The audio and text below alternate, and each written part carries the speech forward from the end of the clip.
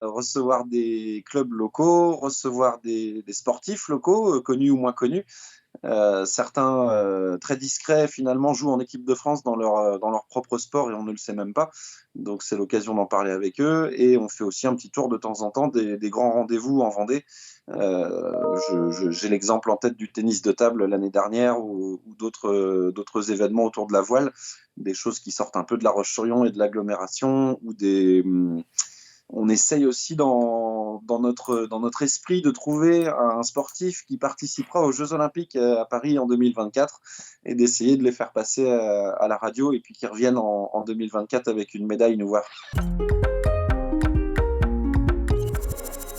Alors on aime bien effectivement parler des sports un peu confidentiels. J'aime bien utiliser ce mot-là parce que on connaît tous le football, le basket, le judo peut-être, Cyril Gane qui a encore gagné il y a quelques jours, mais on connaît moins ceux qui font de l'ultimate, ceux qui font du tir à l'arc, ceux qui font des sports comme ça. Je les cite en confidentiel et c'est des gens qui sont ravis de venir expliquer et de venir aussi promouvoir leur sport et peut-être gagner quelquefois des licenciés dans la discipline.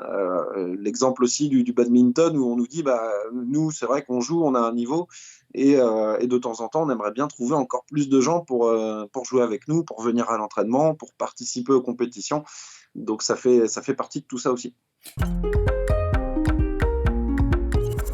On a donc 1 heure pour vraiment discuter, aller au fond des choses, avec des thématiques aussi très importantes dans notre émission qu'on relance toujours, c'est combien ça coûte. Combien ça coûte de faire un sport. Certains sports sont beaucoup plus chers que d'autres, donc de savoir un petit peu dans quoi on se lance, à qui on a affaire. Quand on fait de la course à pied, ça coûte pas cher, mais quand on fait du triathlon, on multiplie le prix par 10, ne serait-ce que pour la participation. Tout ça, c'est des choses qu'on voit pas forcément quand on regarde la télé, quand on regarde le sport ou quand on regarde beaucoup de choses autour, ou qu'on va voir des amis jouer à un match.